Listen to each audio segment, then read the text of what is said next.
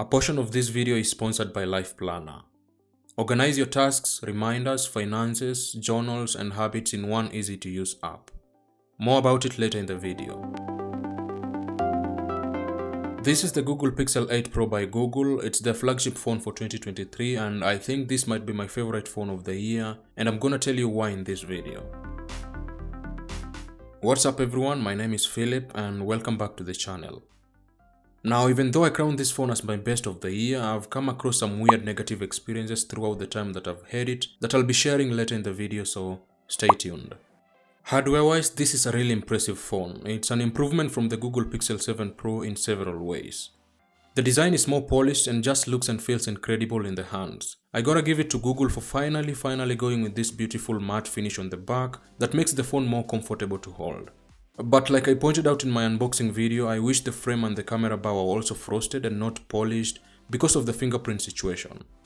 It smudges easily just few minutes of holding the phone, but if you're gonna slap a case on it, that shouldn't be a huge problem. I get it, this makes the phone look premium and classy, but I've seen pictures of this phone getting scratched up so bad around the camera bar, so yeah, not the best material and I hope Google sees that. The buttons are tactile, really tactile, just listen to this. On the other hand, the vibration motor feels really solid and premium, and I appreciate that. Haptic feedback is tuned perfectly well through software, so I've really enjoyed typing on this phone. Scrubbing through the OS with feedback on, even though that sips more battery, but it's a sacrifice I'm willing to take. Then we get to the display, which I think has to be the biggest upgrade on the Pixel 8 Pro in my opinion. It's flat, and even though the curved panels looked way cooler, this one is beautiful with almost perfect even bezels all round. It also got a lot brighter with an amazing 2400 nits when viewing HDR content. Outside in direct sunlight it gets so bright, which is a win for me, so no more squinting. Google calls it the Super Actual display, which is fine, I'm not gonna call it that, but it checks almost all the boxes that makes it a good usable phone in almost all the conditions. The refresh rate now drops to 1 Hz when idle as opposed to 60 to save more battery life. And talking of battery life, I mostly use Wi-Fi in the house, but as soon as I'm outside I switch to mobile data, which takes a huge hit on the battery life.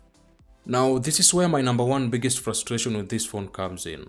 Mobile network drops so often on this phone, and this is because Google still retained the network modem used in the Pixel 7 Pro, even with the network complaints from the community.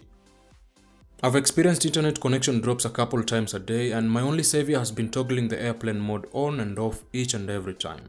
I mean, this is really bad for a $1,000 phone, but I'd love to hear your experiences with the network connectivity in the comment section below, and if there's anything I could do to make my experience better, so feel free to drop them below. The Pixel 8 Pro comes with 12 gigs of RAM and a capable Tensor G3 processor, but tasks like setting a mere wallpaper takes way longer, up to 10 seconds, sometimes even more, to complete the process. Well, if that's not nerve-wracking enough, here's another one. Hitting the edit photo button in Google Photos takes a couple of seconds before loading up the editor, which I think should be way more optimized because of how powerful this phone is. I mean, Tensor G3 isn't as powerful as its Snapdragon counterpart, but I feel like these minor tasks shouldn't stress it out as much as they do.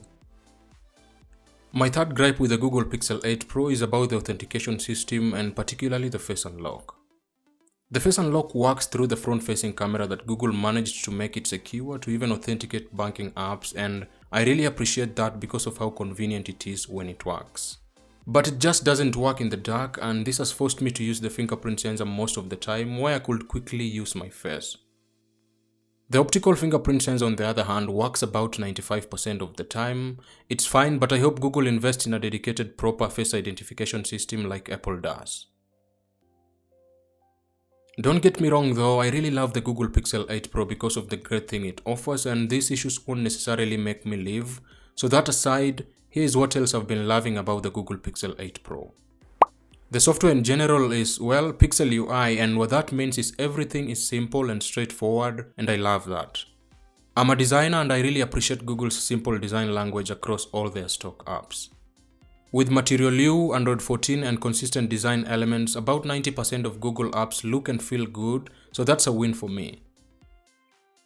And speaking of apps, there's this one app that I use to organize my tasks, reminders, journals, habits, finances, all in one single app, and that happens to be my today's sponsor. When they reached out, I was more than willing to take this offer because as a designer I've helped design the application that is currently sitting in at 100k plus downloads on Play Store. This productivity app, which is Life Planner, is multi-platform, meaning if you have an iOS device and an Android phone, your data syncs through your devices. So yeah, this app has made it easier for me to consolidate all my productivity data into one place instead of having separate apps for each task. If you're interested in the application, and I really recommend it, you can find download links to the app first link below the like button. Now moving on to battery life, it's been good to me to say the least. I leave my phone charging overnight, so 1, I don't mind the 30 watts slower charging speeds, and 2, I don't worry too much about leaving it plugged in for that long because of adaptive charging that regulates the charging process. So every morning I wake up to 100% and that gets me through the day, leaving me with about 30 to 40% at around 9 PM, which isn't bad keeping in mind I use data connection almost half of the time. So yeah, coming from a Pixel 6 Pro, this is definitely a huge improvement as far as battery life is concerned, and I'm impressed. Now, other than setting wallpapers and photo editors taking longer, performance on the Pixel 8 Pro has been great. Apps load and switch way faster, scrubbing through the OS feels snappier than ever, scrolling through web pages have also been smooth enough for me to even notice any hiccups or stutters. On paper, the camera specs are impressive, huge sensors, high megapixels and so on. The camera experience for me is pretty much the same as previous Pixels, so images coming out of the 3 lenses are great in quality. However, I've noticed less noisy images and videos from the main sensor, and that's a notable improvement. This phone also ships with a promo that lets you tune in all those settings to your liking, and I believe we've been asking Google for this for a while now, but it's finally here. I won't go into much detail about the camera, but here are some sample shots that I've taken with this phone so far.